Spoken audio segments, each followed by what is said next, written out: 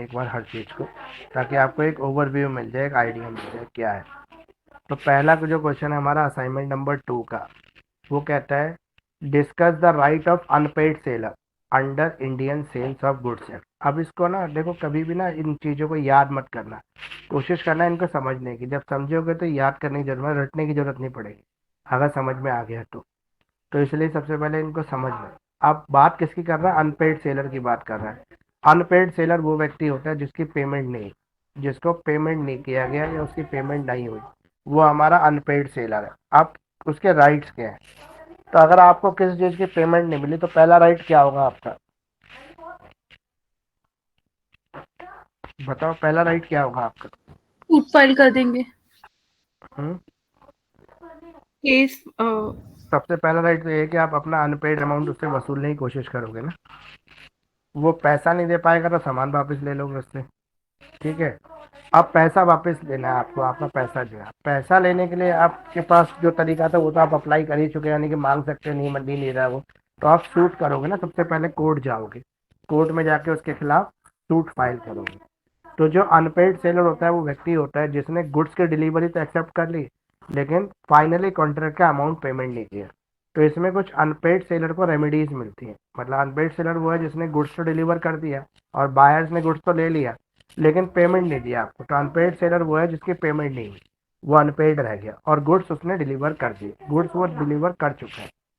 तो हम बात कर रहे हैं पहला वसूलने का तरीका, वो है सूट फॉर प्राइस। तो सेलर के पास एक तरीका है कि वो चाहे तो कोर्ट में केस फाइल कर सकता है, सूट फाइल कर सकता है उसके अगेंस्ट पैसा वसूलने के लिए। प्लस इस सूट के अंदर वो रिकवरी भी कर सकता है। रिकवरी मतलब जो उसको मेंटल इंजरी हुई, जिस वजह से उसने परेशानी ली उस पैसा ना मिलने से, उसको जो दिक्कत हुई उसका पैसा भी उसमें जोड़ सकता है, ठीक है। दूसरा सूट फॉर प्राइस का हो गया। तो एक और केस वो कर सकता है, suit for damages for non acceptance. मान लो कि बायर ने जो था ना माल ही नहीं एक्सेप्ट किया। मान लो उसने ऑर्डर दे दिया, आपको बोला 100 शर्ट बना के मुझे 5 अगस्त को डिलीवर कर देना, और मैं आपको 10 शर्ट का पैसा एडवांस दे रहा हूँ। 10 शर्ट का पैसा जैसे ही आपको एडवांस मिला, आपने रॉ मटेरियल खरीद लिया 100 शर्ट का, बनाना शुरू कर दिया, माल बना के तैयार करके ट्रक में लोड करके आपने भेज दिया।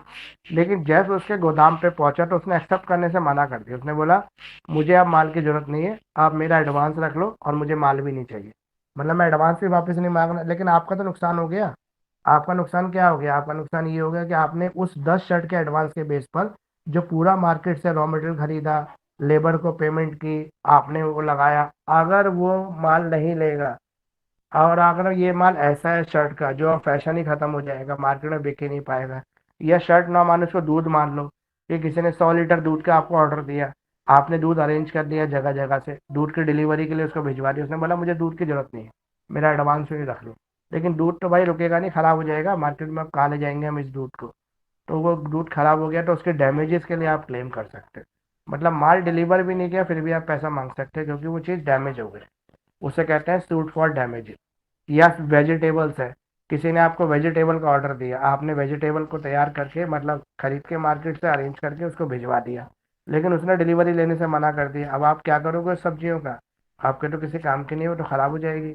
फ्रेश वेजिटेबल की डिमांड होती है मार्केट में, तो इसे सूट फॉर डैमेजेस फाइल कर देते हैं ऐसे केस में। तो जब उसने डिलीवरी ले ली हो, पेमेंट ना की हो, तो आप सूट फॉर प्राइस करोगे। जब उसने डिलीवरी लेने से मना कर दिया लेकिन जो सामान है वो ऐसे नेचर का है कि वो ख़राब हो जाएगा, तो उसके लिए आप सूट फॉर डैमेजेस फाइल कर सकते हैं। अब है repudiation of contract before due date. मान लो कि ड्यू डेट नहीं आई अभी और बायर ने ड्यू डेट से पहले ही आपको नोटिस भेज के बोल दिया कि मुझे आपके माल की कोई ज़रूरत नहीं है, अब मुझे आप माल सप्लाई मत करना। तो इसके लिए भी एक वो बन जाता है, मतलब केस बन सकता है जिसमें हम रेपुडेशन ऑफ कॉन्ट्रैक्ट कहते हैं बिफोर ड्यू डेट। जब भी ड्यू डेट से पहले जो बायर होता है या सेलर होता है अपने कॉन्ट्रैक्ट को तोड़ देता है, तो उसकी एंटिसिपेटरी कुछ मतलब ड्यूटीज बनती हैं, एंटिसिपेटरी ब्रीच ऑफ कॉन्ट्रैक्ट बनता है, क्योंकि वो कॉन्ट्रैक्ट को तोड़ रहा है और जो भी पार्टी कॉन्ट्रैक्ट को तोड़ेगी उसको नुकसान भरना पड़ेगा दूसरी पार्टी का, जितना भी नुकसान वो मांगेगी दूसरी पार्टी उतना। इसके अलावा सूट फॉर इंटरेस्ट होता है इसके अंदर।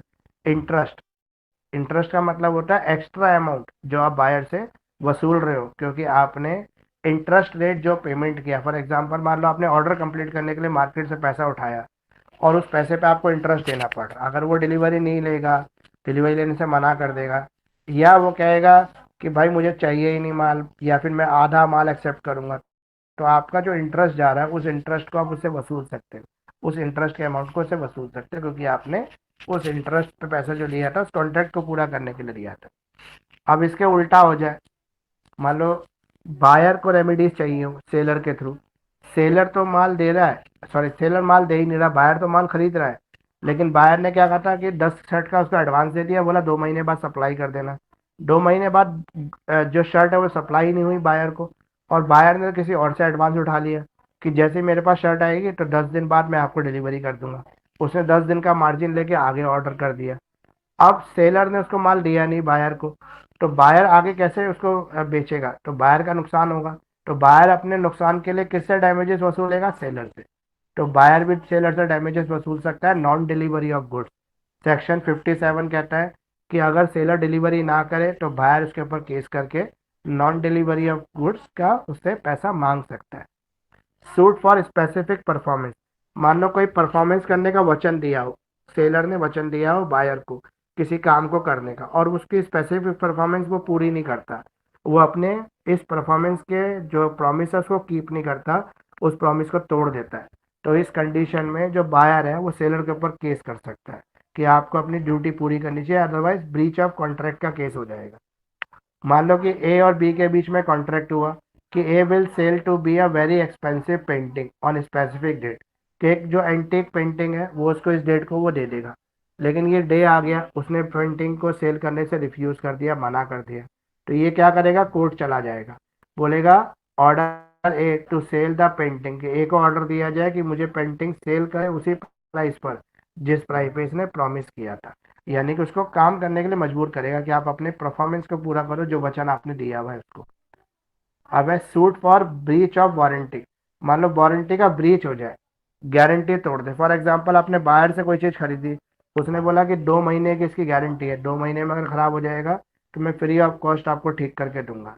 2 महीने में चीज़ खराब हो गई, लेकिन उसने वारंटी पूरी करने से मना कर दिया, बोला कि जिसने मुझे वारंटी दी थी वो पूरी नहीं करता, आपको उससे कोई मतलब नहीं है। आप क्या करेंगे, बायर क्या करेगा, सेलर के ऊपर केस कर देगा। फॉर एग्जाम्पल आपने नया टीवी खरीदा शोरूम से, और शोरूम वाले ने बोला कि ये कंपनी ले जाओ, चाइनीज़ है, लेकिन मैं इसकी गारंटी दे रहा हूँ कि इसका सर्विस सेंटर यहीं है आपके घर के पास ही है और ये आपको सर्विस देगा। 1 महीने में ही टीवी खराब हो गया, 3 महीने की गारंटी थी, और आप शोरूम वाले के पास गए तो वो कहता कि यार वो तो कंपनी बंद हो गई या कंपनी का सर्विस सेंटर ही बंद हो गया, अब तो आपको इसको बियर करना पड़ेगा, तो आप वहाँ पे ब्रीच ऑफ वारंटी का केस डाल सकते हो। मतलब जो कमिटमेंट किया है उसको पूरा करना पड़ेगा, आपने प्रॉमिस किया था उसका पूरा करो। रेपुटेशन ऑफ कॉन्ट्रैक्ट, रेपुटेशन का मतलब ये है कि if the buyer does not have the wait until the date of contract, he can treat the contract as resident, sue for damage immediately, this will anticipatory breach of contract। मतलब कुछ ऐसा buyer को पता लग जाए कि seller आगे जाके उस कॉन्ट्रैक्ट को पूरा नहीं करने वाला, तो वो पहले से पहले केस डाल सकता है, तो इसे कहते हैं रेपुटेशन ऑफ कॉन्ट्रैक्ट। यानी कि उसको कहीं से कोई इनपुट मिल जाए कि भाई मान लो फॉर एग्जांपल उसने बायर को शर्ट के लिए ऑर्डर दे रखा था बायर ने सेलर को, अब उसको ये पता लग गया, उसने तो शर्ट बनाने की फैक्ट्री बंद कर दी, तो अभी डेट आई नहीं है कॉन्ट्रैक्ट पूरा होने की, लेकिन उससे पहले ही वो केस डाल देगा उसके ऊपर, बोलेगा कि आपने जब फैक्ट्री बंद कर दी तो मेरी शर्ट कैसे बनाओ, इसलिए चलो जी मेरा पैसा वापस करो, मुझे हट जाना दो। शियो फॉर इंटरेस्ट, अगर बायर ने इंटरेस्ट पे कुछ पैसा लेके सेलर को दे रखा है और सेलर अपना प्रॉमिस पूरा नहीं करता, तो उस इंटरेस्ट की वसूली वो सेलर से कर सकता है। तो ये क्वेश्चन आपका कंप्लीट हो गया। अगला क्वेश्चन है आपका prima face risk. Prima face risk कौन से होते हैं, विद द प्रॉपर्टी, जो प्रॉपर्टी से जुड़े हुए। तो प्राइमा फेस होता है प्रथम दृष्टया से, पहली बार देखने से ही पता लग जाए कि ये रिस्क है, उस रिस्क को प्राइमा फेस रिस्क कहते हैं, रिस्क प्राइमा फेस। तो सेक्शन 26 को कवर करता है प्राइमा फेस रिस्क को, जहाँ पे ऑनर जो होता है risk if the property it damn has not been transferred to the buyer, ये प्रॉपर्टी बायर के पास ट्रांसफर नहीं होगी, but if the property has been transfer to the buyer then the goods are buyer risk.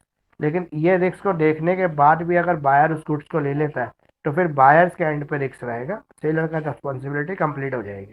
तो this provision is applicable if no specific provision has been signed by the parties to the contract in their contract regarding this. This rule is applicable irrespective of the fact that the delivery has been made or not। यहाँ पर हम देखेंगे कि जो risk है वो associate कर रहा है, किसके साथ एसोसिएट कर रहा है, ऑनरशिप के साथ एसोसिएट कर रहा है, not with the possession of property. ये रिस्क पोजेशन के साथ नहीं है, ऑनरशिप के साथ है।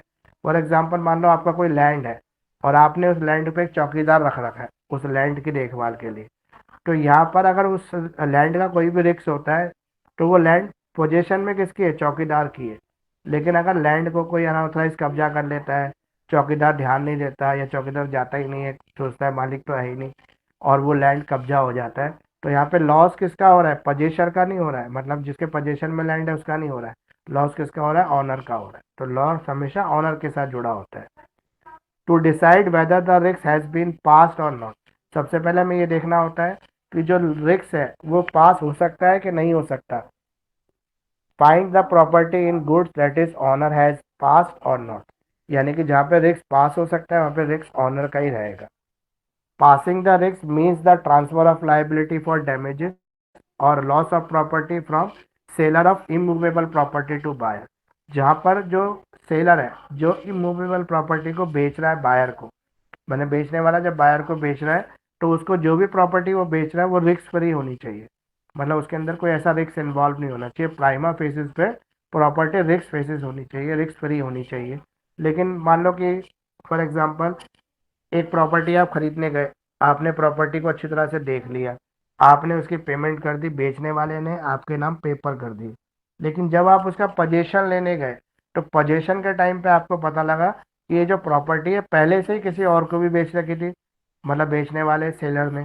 तो यहाँ पे बायर के साथ ब्रीच ऑफ कॉन्ट्रैक्ट हुआ, यानी कि उसके साथ धोखाधड़ी हुई। प्राइमा फेसिस में तो वो करेक्ट लग रहा था, पता नहीं लग पा रहा था, लेकिन धोखे से जैसे नकली रजिस्ट्री हो गई या कुछ हो गया तो पहले से उसको जो बेच रखा था उसके लॉसेस के लिए सेलर रिस्पॉन्सिबल होगा, उसको उसकी भरपाई करनी पड़ेगी।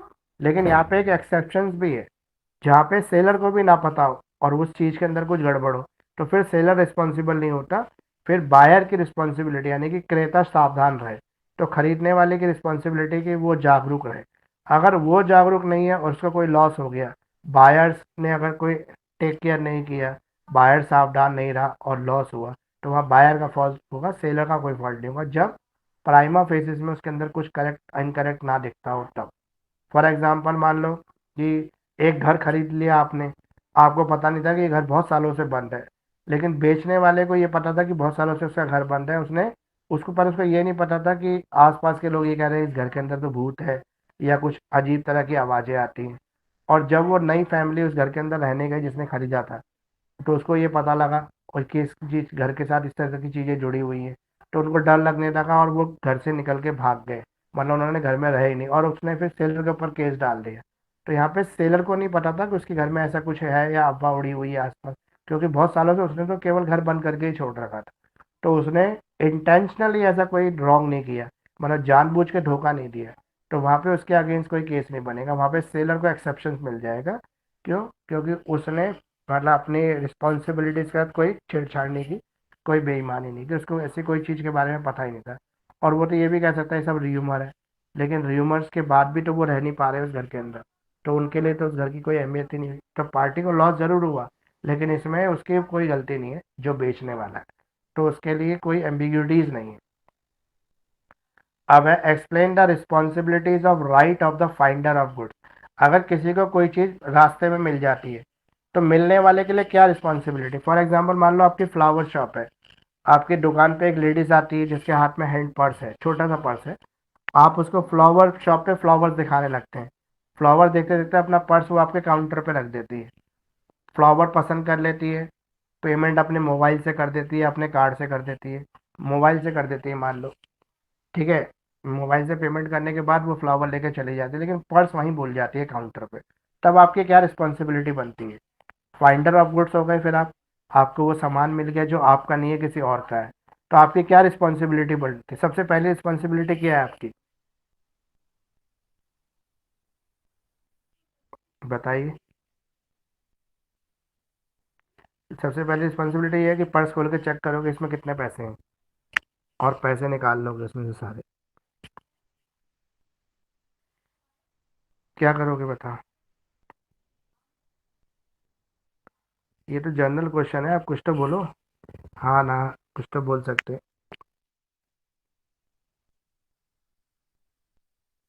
आप रास्ते में जा रहे हैं, आपको एक पर्स पड़ा मिल गया, आपने देखा कि पर्स है, उसमें आपको लग रहा है कुछ है, आपने उसको उठा लिया, उठा के चेक किया तो उसमें बहुत सारे पैसे रखे हुए। तब आपकी क्या रिस्पॉन्सिबिलिटी है? उस पैसे को निकाल के अपनी जेब में रख लो और पर्स फेंक के चले जाओ आगे। ये रिस्पॉन्सिबिलिटी होगी, या लॉ हमारा कुछ और कहेगा इसके अंदर?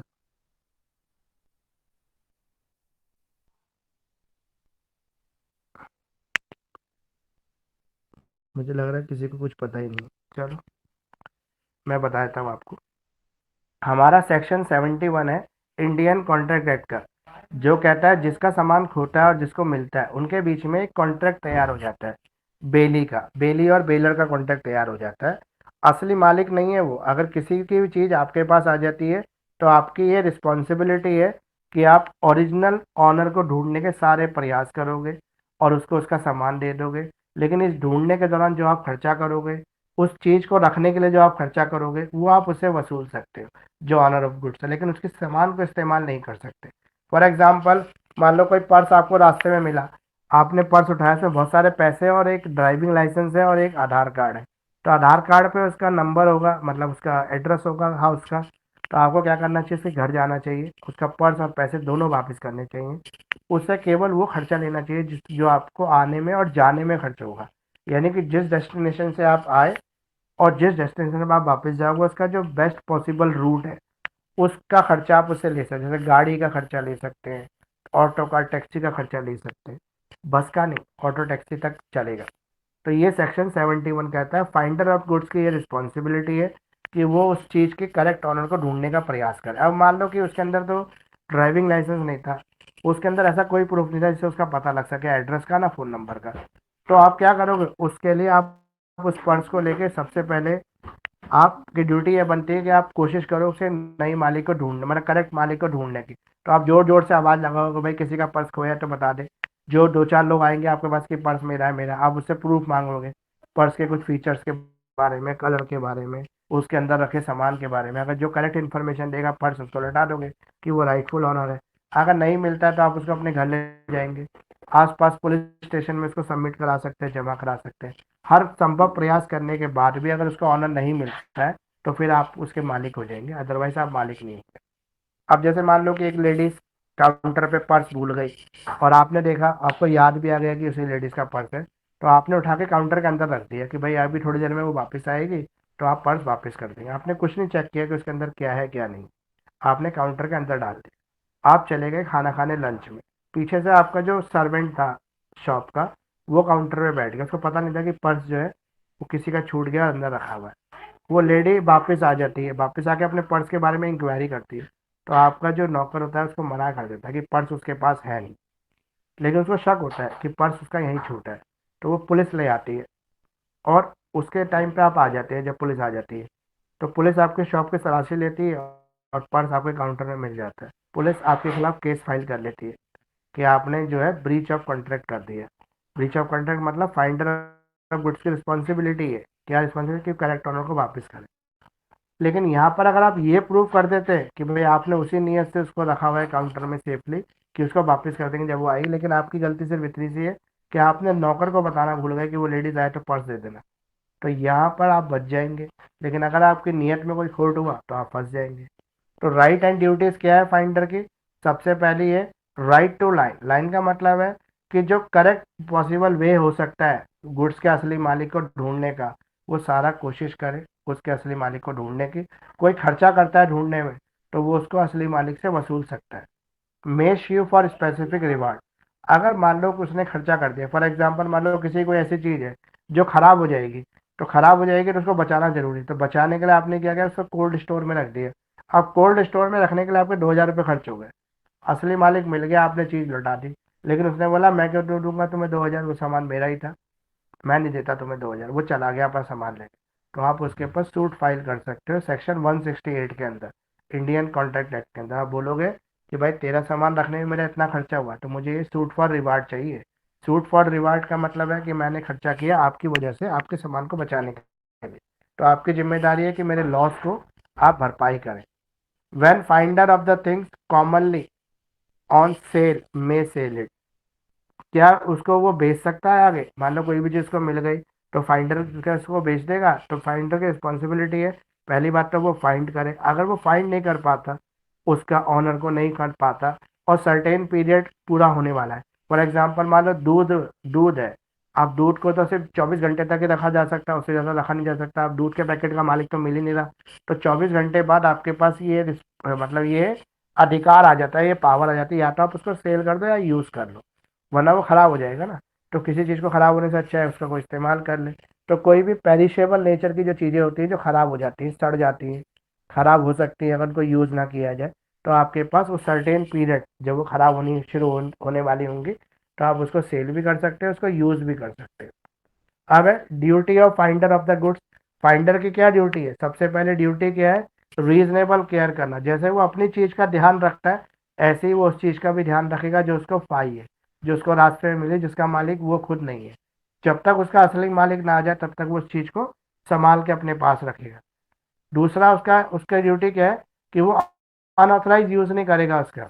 सेक्शन 154 कहता है कि जो भी चीज़ अगर आपको मिल जाती है किसी दूसरे की, आप उसको अनऑथराइज यूज़ नहीं करेंगे। फॉर एग्जाम्पल, मान लो आपको किसी का सोने का कड़ा मिल गया, आपने उसको पहनना शुरू कर दिया, जब तक मालिक नहीं मिलेगा तब तक तो मैं पहन ही लूँ, उसके बाद जब मिल जाएगा तो लौटा दूंगा, मैं कौन सा बेईमानी कर रहा हूँ? तो वो अनऑथराइज यूज़ है, किसी और की चीज़ आप यूज़ नहीं कर सकते क्योंकि आप ऑनर नहीं, आप उसका इस्तेमाल नहीं कर सकते, उसका यूज़ नहीं कर सकते, उसका फ़ायदा नहीं उठा सकते, तो इसलिए वो अनऑथराइज यूज़ हो गया, तो अनऑथराइज यूज़ नहीं कर सकते। Duty not to mix. कोई भी चीज़ अगर आपको मिल जाती है तो आपके पास ये अथॉरिटी नहीं है कि आप अपने सामान के साथ मिक्स कर दो उसको। मिक्स करने का मतलब है, फॉर एग्जाम्पल मान लो आपको एक सोने का कड़ा मिल गया और उसी सेम डिजाइन के कड़े आपके पास भी हैं, आपने क्या है घर में जाके अपने कड़ों के साथ रख दिया क्योंकि सेम वजन सेम डिजाइन उन कड़ों का भी है, तो आपको लगा कोई भी दे दूंगा क्या फ़र्क पड़ता है, सेम ही डिजाइन है, सेम ही वजन है, सब कुछ सेम है, ठीक है। और जैसे 24 कैरेट है, 24 कैरेट का ही है, हॉलमार्क है तो हॉलमार्क ही है, सब कुछ सेम है, लेकिन फिर भी आप उसको मिक्स नहीं कर सकते। ये कहता है हमारा जो इंडियन कॉन्ट्रैक्ट एक्ट है, उसका 156 सेक्शन ये कहता है कि फाइंडर की रिस्पॉन्सिबिलिटी है कि वो उसको सेपरेट रखे, अपनी खुद की चीज़ों के साथ मिक्स ना करे। अगर वो मिक्स करता है तो उसके बाद फिर वो जो असली ऑनर है, अगर उसको ऐसा लगता है कि उसके चीज़ के अंदर कुछ भी गड़बड़ हुई है, तो वो कंपनसेशन के लिए केस कर सकता है। Duty to return the goods. एक और ड्यूटी है फाइंडर की, वो असली मालिक मिलने पर उसकी चीज़ को रिटर्न कर दे। सेक्शन 160 ये कहता है duty to return the increase. मान लो कि किसी की मुर्गी आपको मिल गई और मुर्गी आपने अपने पास संभाल के रख ली, लेकिन मुर्गी ने अंडा दे दिया, अंडे से हो गया बच्चा और बच्चा भी हो गया बड़ा, फिर उसका असली मालिक मिल गया, तो आप मुर्गी तो वापस करोगे ही करोगे, साथ में बच्चा भी वापस करना पड़ेगा उसका। क्यों? क्योंकि ड्यूटी है कि जो अगर कुछ इंक्रीज हो जाता है प्रॉपर्टी में तो इंक्रीज के साथ ऑनर को रिटर्न करना पड़ेगा। Liability for non gracious act. एक और हमारे यहाँ पे लाइबिलिटी है, सेक्शन 70 कहता है कि जो फाइंडर ऑफ गुड्स है वो नॉन ग्रेशियस एक्ट करेगा। नॉन ग्रेशियस एक्ट का मतलब ये होता है कि फॉर एग्जांपल किसी ऐसे रिलेशंस में आपकी कोई चीज़ है, तो जैसे ग्रेशियस होता है जो सम्मान करना, किसी की रिस्पेक्ट करना, उसको इज्जत देना, तो वो होता है नॉन ग्रेशियस एक्ट, तो इसको कंपनसेट किया जाता है, रिस्टोर किया जाता है। अब nature of the line that father has over the sorry finder has over the goods. अब फाइंडर कब गुड्स का मालिक हो जाएगा?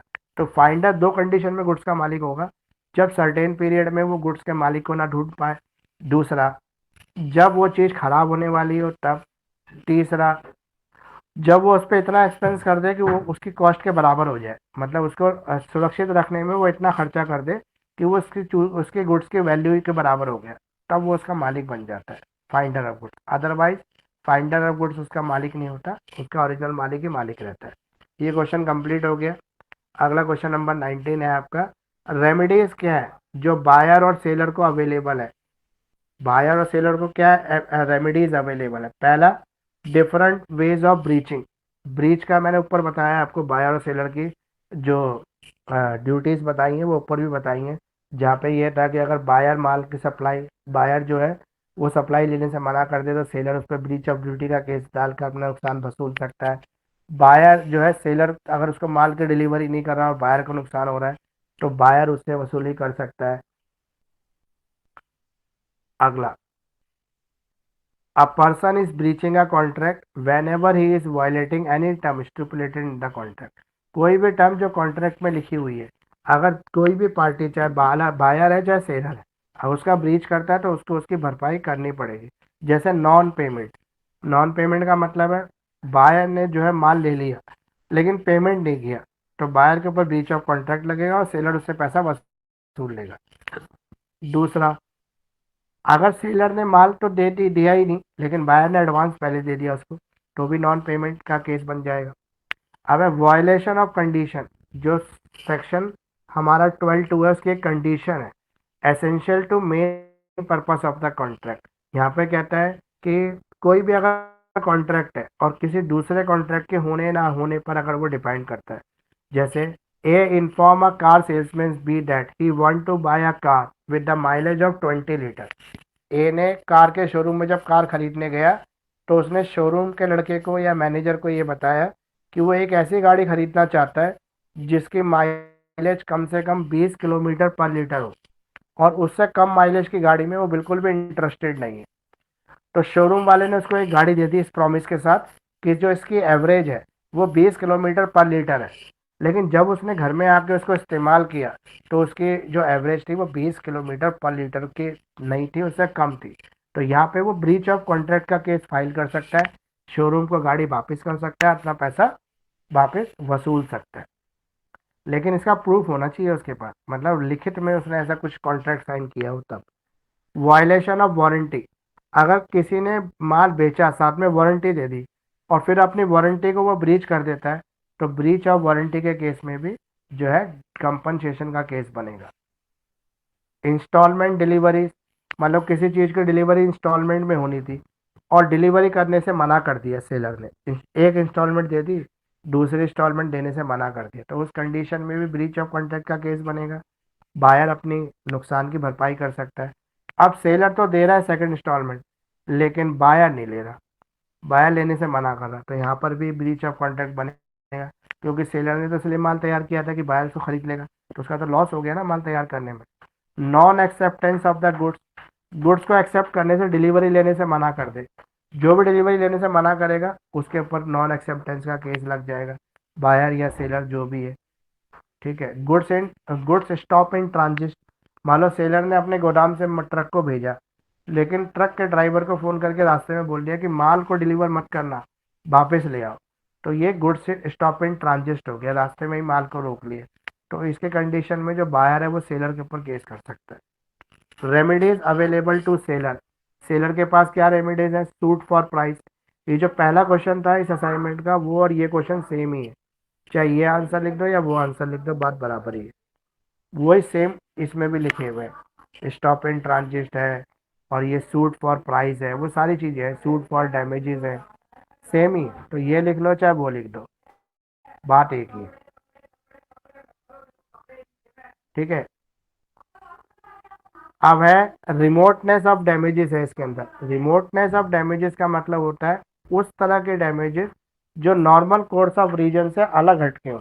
नॉर्मल कोर्स ऑफ रीजन का मतलब ये कि एक मान लो कि एक सेलर और बायर के बीच में कॉन्ट्रैक्ट हुआ, कॉन्ट्रैक्ट में ये बोला गया 3 महीने बाद जो गुड्स है वो डिलीवर हो जाएगा, लेकिन जो ट्रांसपोर्टेशन का खर्चा है वो किसको देना पड़ेगा? वो बायर को देना पड़ेगा, सेलर उसको बॉन्ड नहीं करेगा।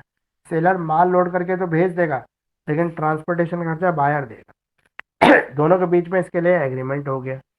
लेकिन अब हुआ क्या, बायर जो सेलर की फैक्ट्री थी पहले दिल्ली में ही थी और बायर भी दिल्ली में ही था, तो उसको ये लगा कि भाई कितना खर्चा हो जाएगा, 100, 1000, 500 यही ले लेगा ट्रक वाला, चलो कोई बात नहीं मैं दे दूंगा। लेकिन यहाँ पर उसने क्या किया, सेलर ने उसी दौरान अपनी फैक्ट्री जो है दिल्ली से ट्रांसफ़र करके हरियाणा ले गए, हरियाणा में कहीं उसको स्थापित कर दिया। अब हरियाणा जब फैक्ट्री चली जाएगी तो इंटर स्टेट ट्रांसपोर्टेशन का इस्तेमाल होगा, खर्चा बढ़ जाएगा, तो इस खर्चा बढ़ने की वजह से जो बायर है वो कहेगा कि भाई मैं रिमोटनेस ऑफ डैमेजेस नहीं दूंगा, मैं उतना खर्चा दे दूंगा जो दिल्ली की दिल्ली में लगता है, लेकिन आपने जो है फैक्ट्री ट्रांसफर कर दी तो इसमें आपकी रिस्पॉन्सिबिलिटी। लेकिन सेलर मेरी क्या, मैं तो तुम्हें यही कहा था कि गुड्स तैयार कर दूंगा लेकिन डिलीवरी गोदाम से लेनी होगी, तो यहाँ पे दोनों के बीच में अगर होगा तो रिमोटनेस ऑफ डैमेजेस लगाएगी गवर्नमेंट, जो कोर्ट है इसके अंदर, यानी कि जो एक्स्ट्रा खर्चा होगा दिल्ली से हरियाणा आने का या हरियाणा से दिल्ली आने का, वो सेलर बॉर्न करेगा और बायर उतना बॉर्न करेगा जो दिल्ली से दिल्ली डिलीवरी में होता है। तो इसे रिमोटनेस ऑफ डैमेजेस कहते हैं। रेमेडीज जो है दोनों का अवेलेबल है इसके अंदर, बायर को भी और सेलर को भी, दोनों का रेमेडीज जो है वो अवेलेबल है। Interest by the way of damages and special damages. अब स्पेशल डैमेजेस या वे ऑफ डैमेजेस की बात करें तो सेक्शन 61 इसको कवर करता है, जहाँ पे स्पेशल रिकवरी की बात की गई है। यानी कि यहाँ पे कोई भी एक पार्टी अगर फेल हो जाती है डैमेजेस को देने के लिए और उसका सूट चला जाएगा अगर कोर्ट में, तो कोर्ट में केवल डैमेजेस से नहीं वसूले जाएंगे, कोर्ट का खर्चा भी वसूल लेंगे। अगला क्वेश्चन है, no one can transfer a better title than he himself has. एक व्यक्ति के पास जैसा अधिकार है वैसा ही अधिकार वो आगे वाले को ट्रांसफर कर सकता है, उससे अच्छा अधिकार नहीं दे सकता। मान लो एक किराएदार है जो कमरे में किराए पे रह रहा है, तो उसके पास मालिक होने का तो हक है नहीं, किराएदार होने का हक है। अगर किराएदार किसी प्रॉपर्टी को सेल करने की कोशिश करे तो वो दूसरे व्यक्ति को जो भी ट्रांसफर करेगा वो किराएदार ही ट्रांसफर कर देगा, लेकिन वो मालिक तो ट्रांसफर नहीं कर सकता ना, मालिकाना हक तो उसके पास है ही नहीं। फॉर एग्जाम्पल मान लो कि जैसे पुरानी दिल्ली में बहुत सारे दुकानदारों ने दुकानें किराए पे ली हुई हैं और कम से कम 50-50 सालों से 100 सालों से दुकान किराए पे है उनके पास। आज वो अपनी दुकान को अगर बेचते हैं किसी को तो वो अपनी किराएदारी को ट्रांसफर कर देंगे, लेकिन वो मालिकाना कैसे ट्रांसफर कर देंगे, मालिक तो वो है ही नहीं। तो अगर जो मालिक है वो केस करेगा तो वो किसके लिए किसके ऊपर केस करेगा, किराएदार के ऊपर करेगा, चाहे वो नया है या वो पुराना है। तो कहते हैं कि कोई भी व्यक्ति केवल वही ट्रांसफर कर सकता है जो उसके पास है।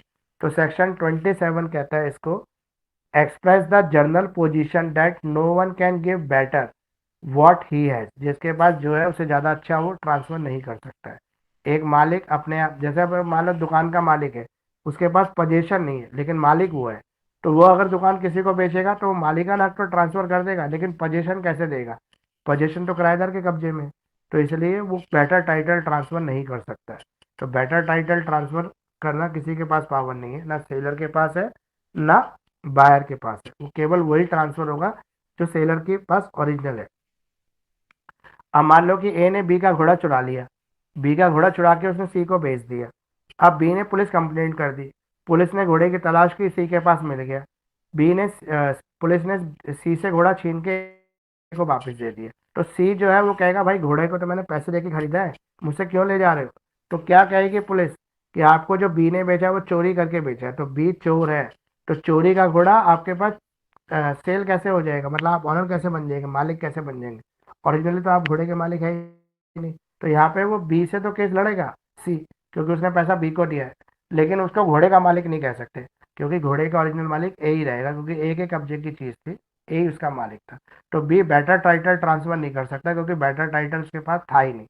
लेकिन इसकी भी कुछ एक्सेप्शंस होती हैं, जहाँ पे बेटर टाइटल नहीं होता फिर भी बेटर टाइटल ट्रांसफर कर सकता है। जैसे एस्टोपल बाय द एक्ट और ओमिशन, गलती से ऐसा आपसे हो जाए तो। By the owner standing when the sale is affected, मान लो कि जब किराएदार दुकान को बेच रहा था तो मालिक जो था वहीं पे मौजूद था और मालिक ने क्या किया, विटनेस साइन कर दिया। किराएदार दुकानदार दुकान को बेच रहा है और ये कह के बेच रहा है कि मैं मालिक हूँ, और मालिक उसके अंदर विटनेस साइन कर रहा है। तो यहाँ पर क्या होगा, ऑटोमेटिकली मालिक का हक ट्रांसफर हो जाएगा। क्यों, क्योंकि मालिक वहाँ पे मौजूद था, मालिक के प्रेजेंस में किराएदार ने झूठ बोला, ये बोला कि मैं दुकान का मालिक हूँ, और मालिक की कॉन्स्पिरेंसी थी, वो भी षड्यंत्र में शामिल था, उसको भी कोई फायदा हो रहा होगा। तो यहाँ पे ये एक्सेप्शन लागू हो जाएगी। उसको पता है, ऑनर वहाँ पे खड़ा हुआ है, उसको पता है ये सेल्स हो रही है, लेकिन ऑनर कोई उसके अंदर इंटरफेयर नहीं कर रहा, ना बता रहा है सामने वाले को कि ये जो बेच रहा है ये किराए की दुकान है और ये मेरा किराएदार है, ऐसा कुछ भी नहीं कर रहा है, उसको सेल एग्रीमेंट भी बनवा रहा है। तो इससे कहेंगे कि वो क्या हो जाएगा, estoppel bye act of omission. अगर मान लो दूसरे इसके अंदर हम देखें कि ऑनर की परमिशन से पजेशर जो है उस गुड्स को सेल कर रहा है। फॉर एग्जांपल एक एजेंट है, आपने अपने एजेंट को बोला कि मेरी ज़मीन बिकवा देना, और आप ज़मीन के पेपर पेपर भी एजेंट के पास सौंपी है। एजेंट ने किसी से एडवांस उठा लिया और आपको पूछा फ़ोन पे कि भाई मैं एडवांस ले रहा हूँ, बताओ ले ले, तो आपने ही बोल दिया कि ले लें एडवांस, और एजेंट ने आपके बिहाफ पर एडवांस उठा लिया। तो यहाँ पे एजेंट जो भी एक्टिविटीज़ कर रहा है वो आपकी परमिशन से कर रहा है। जब वो आपकी परमिशन से करेगा तो वो बेटर टाइटल नहीं है, फिर भी वो बेटर टाइटल ट्रांसफ़र कर देगा। क्यों कर देगा, वो बयाना तो ले रहा है आपकी ज़मीन का जबकि मालिक आप है, लेकिन आपके परमिशन से ले रहा है, तो इसलिए वो बेटर टाइटल ट्रांसफ़र कर सकता है, जबकि उसके पास है नहीं, तब भी कर सकता है। ठीक है। एस्टॉपेल बाय नेग्लिजेंस, अगर लापरवाही से कभी ऐसा काम हो जाए तो भी इसको ट्रू माना जाता है। फॉर एग्जाम्पल, मिस्टर ए के दो बेटे हैं, सी और डी। तो मिस्टर ए ने अभी अपनी जायदाद ट्रांसफर नहीं की है, लेकिन मिस्टर ए की डेथ हो गई। तो डेथ होते ही बी और सी ने ये सोचा, सी और डी ने ये सोचा कि पिताजी की डेथ हो गई तो हम मालिक हो गए। तो उसमें से एक भाई ने जाके बाहर किसी से एग्रीमेंट साइन कर लिया और बोला कि भाई मैं अपने हिस्से की प्रॉपर्टी आपको ट्रांसफर कर रहा हूँ, बेच रहा हूँ, मुझे इतना पैसा दे दो। आपने पैसा उठा लिया, मतलब सी ने पैसा उठा लिया उस जमीन के ब्याह पर। तो यहाँ पर सी की जो अभी हिस्सा मिला नहीं है फादर की डेथ के बाद, लेकिन फिर भी वो इनडायरेक्टली मालिक है, तो वो बेटर टाइटल ट्रांसफर कर देगा, अपने हिस्से को बेच देगा। जैसे कोर्ट अभी डिसाइड करेगी कि फादर की डेथ के बाद क्या पता फादर ने कोई विल छोड़ दी, तो वो नेग्लेक्ट हो जाएगी, वो नन एंड वाइड हो जाएगा जो भी पैसा उसने उठाया है। लेकिन अगर फादर ने कोई विल नहीं छोड़ी तो ऑब्वियसली जो है फादर की डेथ के बाद बच्चे ही मालिक होते हैं। तो वहाँ पे बेटर टाइटल ना होते हुए बेटर टाइटल ट्रांसफर कर देगा। ठीक है। सेल बाय मर्केंटाइल एजेंट, कोई मर्केंटाइल एजेंट किसी चीज को सेल करता है।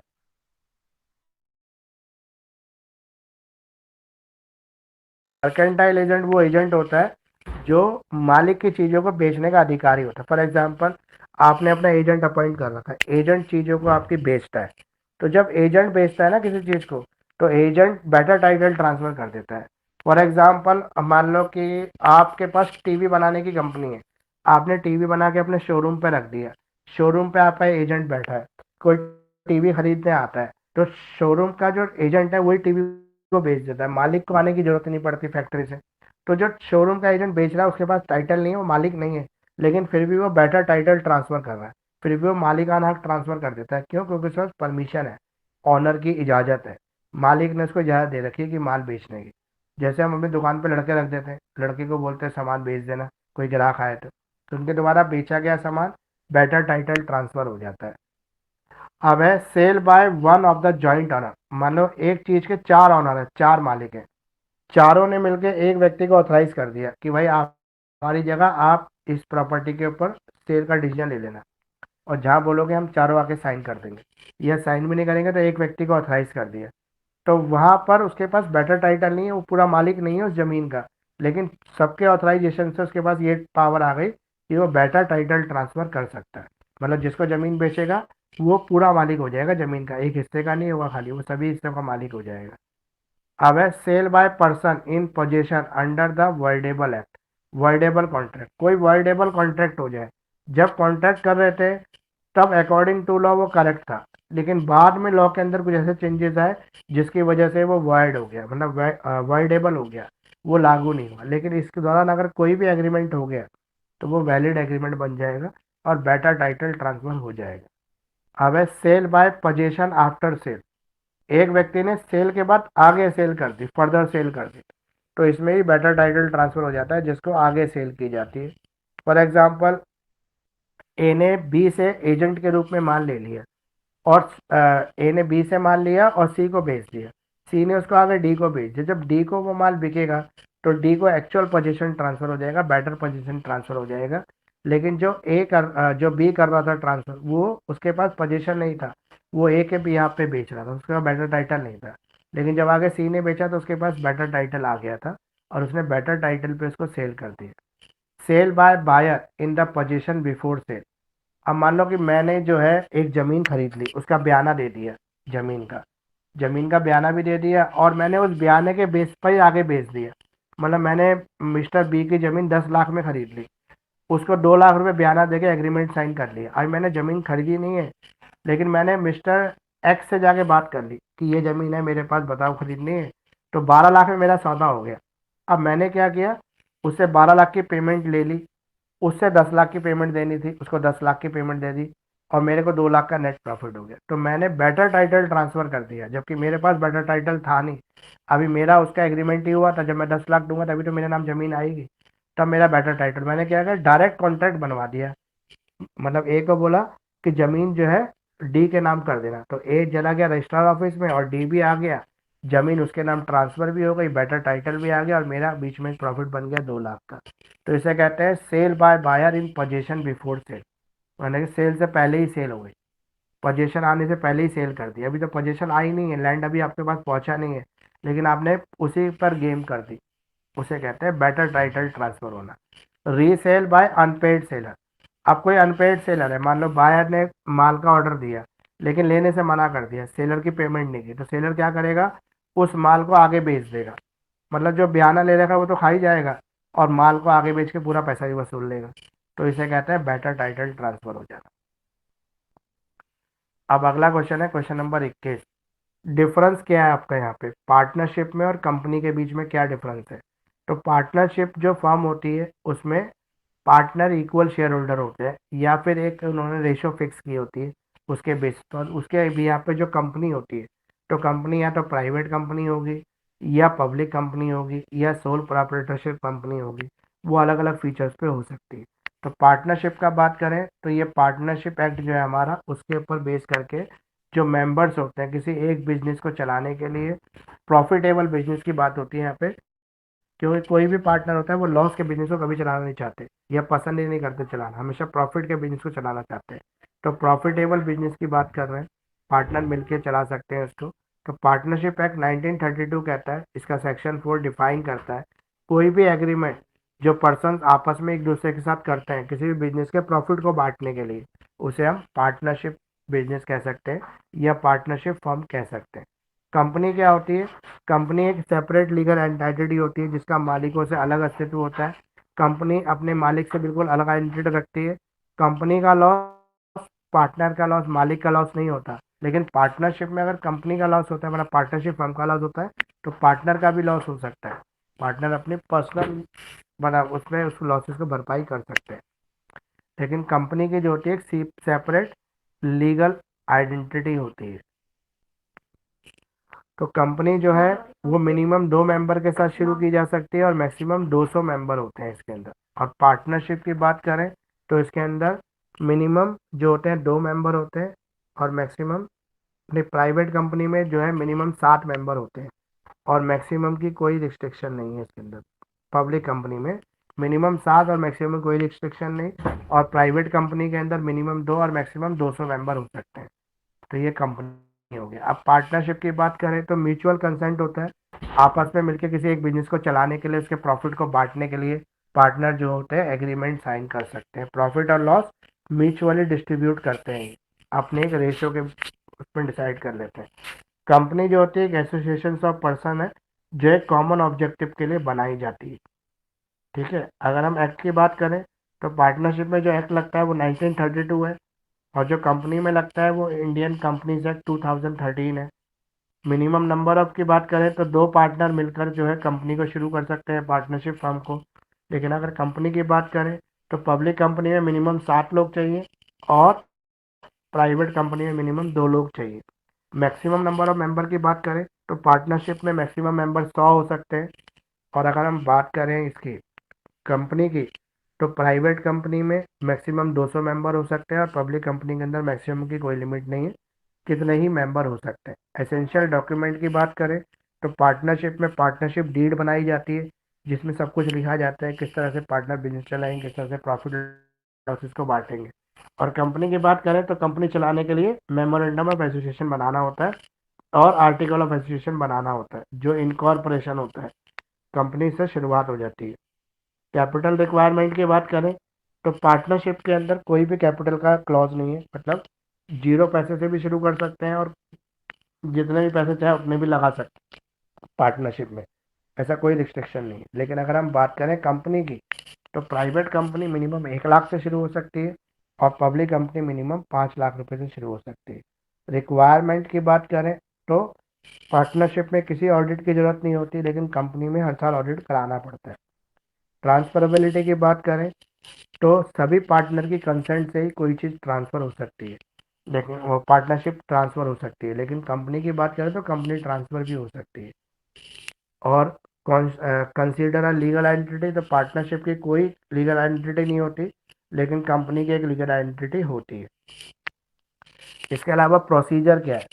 किसी भी पार्टनरशिप फर्म को आपको रजिस्टर कराना है तो एक एप्लीकेशन ऑफ रजिस्ट्रार लगेगी, मैं रजिस्ट्रार के पास एक एप्लीकेशन फाइल करेंगे, जिसमें कंपनी का पार्टनरशिप फर्म का नाम लिखना पड़ेगा आपको, किस बिजनेस के लिए आप शुरू करना चाहते हैं पार्टनरशिप फर्म वो बताना पड़ेगा, साथ साथ आपको ये भी बताना पड़ेगा कि आपका हेड ऑफिस कहाँ पे रहेगा, किस लोकेशन में आप काम करना चाहते हैं, कब से काम शुरू करना चाहते हैं। पार्टनर जो होंगे उन सबके नाम एड्रेस देने पड़ेंगे आपको। कंपनी अगर पहले से चल रही है तो ये बताना पड़ेगा कि पहले कितने टाइम से कंपनी आप चला रहे हैं, ठीक है। और जो पार्टनर है जिनको आपने पार्टनर बनाया है उनका सिलेक्शन का बेसिस क्या है, उनकी कैपिटल इन्वेस्टमेंट कितनी है, ये सब आपको डिस्क्लोज करना पड़ेगा। तो अब ये सब डिस्क्लोज करने के बाद अगर कंपनी पास हो जाती है तो उसको सर्टिफिकेट ऑफ इनकॉर्पोरेशन जारी हो जाएगा, एक सर्टिफिकेट मिल जाएगा और कंपनी शुरू हो जाए, मतलब पार्टनरशिप फर्म शुरू हो जाएगी। अगर कोई भी कंपनी आप बिना रजिस्ट्रेशन चला रहे हैं, पार्टनरशिप फर्म सॉरी, बिना रजिस्ट्रेशन चला रहे हैं, तो इसके आफ्टर इफेक्ट तो कुछ भी नहीं है, चलती है बहुत सारी कंपनी को। पार्टनरशिप फर्म को बिना रजिस्ट्रेशन चलाने के लिए कोई इंडिया में गुनाह नहीं है, कोई सजा नहीं होती, लेकिन फिर भी अगर रजिस्टर करके चलाएंगे तो सेक्शन 69 इसके रजिस्ट्रेशन के प्रोसेस को बताता है। अगर हम नॉन रजिस्टर्ड फर्म की बात करें तो छोटी मोटी नॉन रजिस्टर्ड पार्टनरशिप हो सकती हैं, लेकिन बड़ी लेवल पर अगर आप करना चाहते हैं तो नॉन रिकॉग्नाइजेशन के बेसिस के बिना हो नहीं सकती, आपको रिकॉग्नाइज कराना ही पड़ेगा। जैसे कोई भी फर्म अगर रजिस्टर्ड है तो अपने नाम से सिविल सूट कर सकती है, कोर्ट में कंपनी के नाम से केस हो सकता, मतलब पार्टनरशिप फर्म के नाम से केस हो सकता है। लेकिन अगर कोई नॉन रजिस्टर्ड फर्म है तो वो अपने नाम से केस नहीं कर सकती, उसके पार्टनर उसके लिए रिस्पॉन्सिबल रहेंगे, पार्टनर के नाम पर ही केस होगा। लेकिन अगर हम पार्टनरशिप फर्म की बात करें तो इससे जो पार्टनर है उनको रिलीफ मिल सकता है कंपनी के लाइबिलिटीज के लिए, पार्टनरशिप फर्म के लाइबिलिटीज के लिए पार्टनर को दोषी नहीं ठहराया जाएगा। थर्ड पार्टी कोई भी क्लेम करेगी, कोई सूट करेगी, तो अगर पार्टनरशिप फर्म आपकी रजिस्टर्ड है तो वो पार्टनरशिप के फर्म के नाम से करेगी और पार्टनरशिप फर्म के ऊपर करेगी। कोई भी लीगल एक्शन आप किसी पार्टनर के खिलाफ नहीं ले सकते। लेकिन अगर पार्टनर जो है अपने पार्टनरशिप एग्रीमेंट अगर रजिस्टर्ड है और उसके टर्म्स एंड कंडीशन का वायलेशन करते हैं, जैसे बोला गया है कि कोई भी लॉसेस होंगे सब मिलकर उसको बॉन्ड करेंगे, लेकिन लॉसेस होने पर कुछ पार्टनर उस लॉस में हिस्सा देने से मना कर दें, तो वो केस जा सकता है कोर्ट में और कोर्ट उसकी सुनवाई कर सकते हैं अगर रजिस्टर्ड है तो। अनरजिस्टर्ड है तो कोई सुनवाई होगी नहीं कोर्ट के अंदर। नॉन रजिस्ट्रेशन के इफेक्ट क्या हो सकते हैं, आप कोई भी केस फाइल नहीं कर सकते, आपको कोर्ट से कोई रिलीफ नहीं मिल सकता, आप पार्टनर्स के बीच में कोई डिस्प्यूट हो जाए तो कोई लीगल केस नहीं बना सकते आप उसके ऊपर। और थर्ड पार्टी आपके मतलब कोई ब्रीच ऑफ कॉन्ट्रैक्ट कुछ करते तो भी कोई केस नहीं कर सकते आप, वायलेशन ऑफ लॉ नहीं है। पार्टनरशिप फर्म को डिफाइन करें और एसेंशियल क्या है इसके, मतलब पार्टनरशिप फर्म के एसेंशियल क्या क्या है। तो पार्टनरशिप फर्म होती है दो दो लोगों से शुरू हो सकती है, दो से ज़्यादा लोग भी मिलकर किसी बिजनेस को जॉइंट रेशियो में चला सकते हैं। तो पार्टनरशिप का मतलब होता है कि जितने इसके पार्टनर हैं वो इक्वल रिस्पॉन्सिबल होंगे, उनको जिम्मेदार ठहराया जाएगा। पार्टनर के लिए पार्टनरशिप फर्म को शुरू करने के लिए इसके 5 एसेंशियल एलिमेंट्स हैं। जैसे पार्टनरशिप एग्रीमेंट, पार्टनरशिप का क्या एग्रीमेंट है, पार्टनरशिप में जो है मैक्सिमम 20 तक मेंबर हो सकते हैं, ठीक है, मैक्सिमम इसके 20 होते हैं, मिनिमम 2 मेंबर हो सकते हैं इसके। Operation of business in the partnership, partnership में जो भी काम किया जाएगा उसके लिए सभी पार्टनर इक्वली रिस्पॉन्सिबल होंगे, सभी पार्टनर को आप इक्वली रिस्पॉन्सिबल ठहरा सकते हैं। जो भी ऑपरेशन ऑफ बिजनेस होगा उसकी रिस्पॉन्सिबिलिटी सभी के लिए होगी, जो भी प्रॉफिट होगा उसको पार्टनर ने जो भी डिसाइड किया होगा इक्वली डिस्ट्रीब्यूट कर लेंगे, या जो रेशो उन्होंने बना रखी होगी प्रॉफिट डिस्ट्रीब्यूशन करने के लिए उस रेशो में वो प्रॉफिट को बांट लेंगे। म्यूचुअल एजेंसी सभी जो है इक्वल रिस्पॉन्सिबल रहते हैं। को पार्टनर जो होते हैं वो को ऑनर भी होते हैं कंपनी के। जो पार्टनर्स होते हैं अगर कंपनी के नाम पे, पार्टनरशिप के नाम, फर्म के नाम पे कोई भी बिल्डिंग खरीदते हैं, कोई एसेट्स खरीदते हैं, तो उसके सभी को ऑनर होते हैं। पार्टनरशिप फर्म और को ऑनरशिप में क्या है डिफरेंशिएशन, तो को ऑनरशिप एक कॉन्ट्रैक्ट होता है जो किसी पर्टिकुलर टास्क को खत्म करने के लिए, किसी पर्टिकुलर काम को खत्म करने के लिए किया जाता है। लेकिन पार्टनरशिप एक लॉन्ग रन में चलने वाला ऑब्जेक्ट होता है, ठीक है। पार्टनरशिप जो है वो बिजनेस ऑब्जेक्ट है और को ऑनरशिप जो है एक बिजनेस पोजेशन है।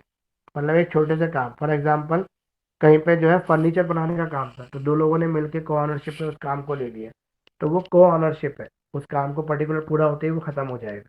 लेकिन पार्टनरशिप लगातार चलती रहती है। Transfer of income, transfer of income को ऑनर में ट्रांसफर होती है इनकम, उसका जो इंटरेस्ट होता है जो प्रॉफिट होता है वो ऑनर्स के बीच में। और पार्टनरशिप में पार्टनरशिप फर्म के हेड में चला जाता है, मतलब कंपनी के हेड में आता है प्रॉफिट। एजेंसी रिलेशनशिप होता है किसी पर्टिकुलर टास्क को कंप्लीट करने के लिए, यहाँ पे जॉइंट प्रॉपर्टी के बारे में बात कर सकते हैं को ऑनरशिप के अंदर। और राइट ऑफ इन्वेस्टमेंट जो होता है को ऑनरशिप में दोनों को ऑनर करेंगे स्पेंड, और पार्टनरशिप में जो कंपनी होगी जो पार्टनरशिप फर्म होगी वो करेगी इन्वेस्ट। एक्ट की बात करें तो को ऑनरशिप के लिए कोई पर्टिकुलर एक्ट नहीं है, लेकिन पार्टनरशिप के लिए एक्ट है 1932। Under what circumstances a minor can admitted benefit of the partnership. क्या पार्टनरशिप फर्म में किसी माइनर को पार्टनर बनाया जा सकता है? क्या माइनर को लाइबिलिटीज के रिस्पॉन्सिबल ठहरा सकते हैं, या केवल प्रॉफिट में ही माइनर का हिस्सा होगा? अगर माइनर पार्टनर बन जाता है तो उसके राइट्स क्या क्या होंगे? तो माइनर को हम प्रॉफिट में हिस्सा दे सकते हैं कंपनी के अंदर, मतलब पार्टनरशिप फर्म में माइनर को पार्टनर बना सकते हैं, लेकिन माइनर सिर्फ आपके प्रॉफिट में हिस्सा लेगा, लॉसेस में माइनर का कोई हिस्सा नहीं होगा। तो लाइबिलिटीज के लिए माइनर को हम रिस्पॉन्सिबल नहीं ठहरा सकते। जैसे बहुत से लोग होते हैं अपने बच्चों के नाम पे कंपनी शुरू करते हैं, तो बच्चों को वो पार्टनर तो बना लेते हैं, लेकिन बच्चे केवल प्रॉफिट में हिस्सा लेते हैं, उनके लिए लाइबिलिटीज में कोई रिस्पॉन्सिबिलिटी नहीं। अब राइट क्या क्या है माइनर के? जो भी राइट्स पार्टनर के होते हैं वो सारे राइट माइनर्स के भी होते हैं। वो बुक्स ऑफ अकाउंट को इंस्पेक्ट कर सकते हैं, वो कंपनी के प्रॉफिट को, कंपनी के बिजनेस को देख सकते हैं, चेक कर सकते हैं, क्वेश्चनिंग कर सकते हैं, किसी डॉक्यूमेंट की फोटोकॉपी ले सकते हैं। ठीक है, जब वो मेजर हो जाएंगे तो 6 महीने हैं उनके पास डिसीजन लेने के लिए कि वो बड़े होने के बाद इस कंपनी में पार्टनर रहेंगे या छोड़ देंगे। वो चाहे तो कंपनी में पार्टनर रहे, चाहे तो छोड़ दे। अब माइनर्स की लाइबिलिटीज क्या है? माइनर्स को पर्सनली किसी भी फर्म के लॉस के लिए लायबल नहीं ठहराया जा सकता। अगर पार्टनरशिप फर्म इंसॉल्वेंट होती है तो माइनर को इंसॉल्वेंट नहीं ठहराया जा सकता, मतलब माइनर कभी दिवालिया नहीं होता। इसलिए 18 साल से कम व्यक्ति किसी कंपनी का पार्टनर है, किसी पब्लिक नोटिस के थ्रू उसको पार्टनर बनाया जा सकता है कंपनी के प्रॉफिट के अंदर। तो माइनर चूज कर सकता है कि उसको उस कंपनी का पार्टनर बनना है कि नहीं बनना। तो फुल टाइम मेंबर भी हो सकता है और पार्ट टाइम मेंबर भी हो सकता है माइनर जो है। अब अलग अलग मोड क्या है रिटायरमेंट होने के? पार्टनरशिप से कोई व्यक्ति रिटायर होना चाहे तो क्या तरीका है उसका रिटायर होने का? तो रिटायरमेंट हो सकता है, सेक्शन 32 ये कहता है कोई पार्टनर चाहे तो कंपनी से रिटायरमेंट ले सकता है, लेकिन रिटायरमेंट लेने के लिए उसको सभी पार्टनर की कंसल्ट लेनी पड़ेगी। उस कंपनी में जितने भी पार्टनर है सभी पार्टनर उसको अगर परमिशन देंगे तभी वो रिटायर हो सकता है, अदरवाइज वो रिटायर नहीं हो सकता। जो रिटायरिंग पार्टनर है उसको रिटायर होने से पहले अपनी सारी लाइबिलिटी को डिस्चार्ज करना पड़ेगा, मतलब उससे पहले कंपनी की सारी लाइबिलिटीज की पेमेंट होगी, जितने प्रॉफिट होंगे उन सबको बांटा जाएगा, सबका सेटलमेंट होने के बाद ही वो कंपनी को छोड़ सकता है। इसके अलावा जो आउटसाइडर की लाइबिलिटीज है, जो कंपनी के बिहाफ पे उसने कुछ प्रोमिस कर रखे हैं, किसी से कोई कॉन्ट्रैक्ट कर रखा है, उन सबके सेटलमेंट करनी हो, और एक नोटिस इश्यू करना पड़ेगा ताकि पब्लिक को ये पता लगे कि आज के बाद वो इस कंपनी का पार्टनर नहीं है। ठीक है। अब इसके अंदर एक और क्वेश्चन है कि इम्प्लाइड अथॉरिटी क्या है पार्टनर की? क्या पार्टनर एक एजेंट के रूप में काम करता है कंपनी के? तो पार्टनर एक एजेंट भी हो सकता है कंपनी का और ऑनर भी हो सकता है। फॉर एग्जांपल 4 पार्टनर है कंपनी में, लेकिन 3 पार्टनर कोई काम नहीं कर रहे, सिर्फ फाइनेंस देके उन्होंने कंपनी में शेयर ले रखा है। एक ही पार्टनर है जिसके पास कंपनी की सारी रिस्पॉन्सिबिलिटीज है, तो वो एज ए एजेंट कंपनी के सारे रोल इम्प्लीट करेगा, सारे डिसीजंस लेगा। ठीक है, वो एज ए मतलब पार्टनर जो है वो इम्प्लाइड अथॉरिटी उसके पास एक एजेंट की, वो एजेंट की तरह सारे डिसीजंस ले सकता है कंपनी के बेनिफिट्स के लिए। कंपनी में अचानक से कोई क्राइसिस आए पार्टनरशिप फर्म के अंदर, तो उसके लिए जो भी जरूरी है नेसेसरी स्टेप्स हैं वो ले सकता है। What can do partner do not do? कौन सा ऐसा काम है जो सभी पार्टनर तो कर सकते हैं लेकिन पार्टनर जो एजेंट है वो नहीं कर सकता? तो वो एक ही काम है, कंपनी को बंद करना, या कंपनी की जो वाइंडिंग अप प्रोसेस होता है जहाँ पे कंपनी को बंद कर देते हैं। तो कंपनी को बंद ही नहीं कर सकता, कंपनी को बंद करने से पहले उसको सभी पार्टनर की राय लेनी पड़ती, मतलब सभी पार्टनर का जॉइंट कंसल्टेशन लेना होता है। उसके अलावा वो सारे डिसीजन कंपनी के ले सकता है। तो ये पूरा असाइनमेंट मैंने आज आपको कंप्लीट करा दिया।